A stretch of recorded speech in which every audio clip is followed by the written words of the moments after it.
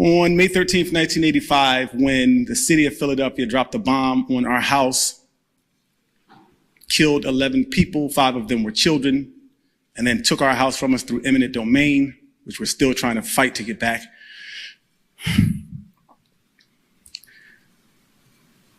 They stole the remains of many people. It wasn't just Patricia Dodson, Tree Africa. It wasn't just Delisha. We have documentation that says, the wording is gruesome. But I'll give you some of it so that you understand the level of harm and trauma and pain and violence that the MOVE organization have experienced at the hands of law enforcement here in Philadelphia. Some of the bodies were said to not be identifiable because, according to these reports from some of the medical examiners, they say too many heads and torsos were missing. When we uncovered some of the evidence, we learned that a Penn student by the name of Jane Weiss did a dissertation. She wrote a dissertation about Delisha, Africa. And in that dissertation is an X-ray of 12-year-old Delisha Africa's head.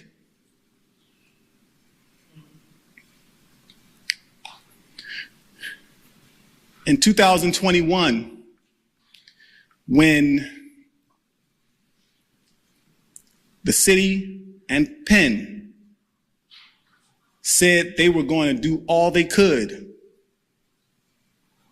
to get our family members' remains back to us, they did turn over some things. But I can tell you that as the great nephew of John Africa, who was one of the bodies that was buried without a head, when they returned the remains of John Africa, they did not return his head. So we are still being lied to and continuously harmed and outraged by the fact that our family members' remains have still not been turned over to us. I have the receipts, I have the documentation, and I have the bags that John Africa's remains were given to me in, and the bag is not big enough to fit his head. The documentation also shows that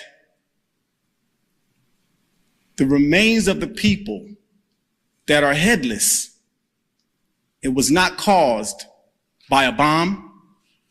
It was not caused by any of the 10,000 rounds of ammunition that was fired. It was not caused by the fire that burned over 2,000 degrees. It was caused by a person who actually used a saw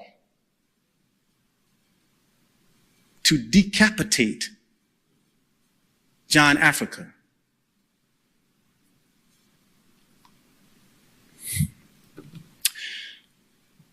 Throughout my investigation of this entire situation since 2021, I've learned with my team that the Penn Museum is not only responsible for stealing the remains of Patricia and Delisha. We know that they're not being honest and forthright because our documentation indicates that there is a third set of remains. from Patricia Dotson, Africa's sister, who was also 12 years old. And potentially, her remains have been studied and processed to the point where they possibly were ground down to dust.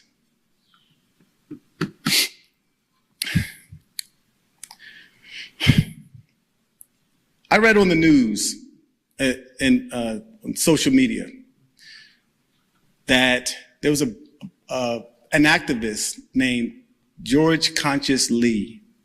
He made a post talking about the bombing of MOVE. And in that post, in the comment section, a person, Muslim of all things, said, MOVE organization was bombed the way they were because they used their children as shields. If anybody has ever met any member of the MOVE organization and seen us around our kids, you know we love our kids. And our parents loved us. They made mistakes. They did things that were wrong. They were trying to find a new way of doing things. But they loved us deeply. And this type of discrimination and defamation is why these things are allowed to happen and people get away with impunity. I mean, it is. That is the perfect word. It is criminal. That brings me to my next point. Part of the demands that the MOVE organization, Janet Africa, the mother of Delisha, the 12-year-old girl, she said, you can't give me any money. The Penn can't give her anything. Except the work to help us free our last man standing, the last person that is in prison, the last member of our family, free Mumia Abu Jamal. Right. And I'm calling for the remains to be turned over to us of my great uncle on behalf of the Africa family, on behalf of the Leapart family. John Africa has sisters and brothers that are still here, that are aging, and they want their brother home.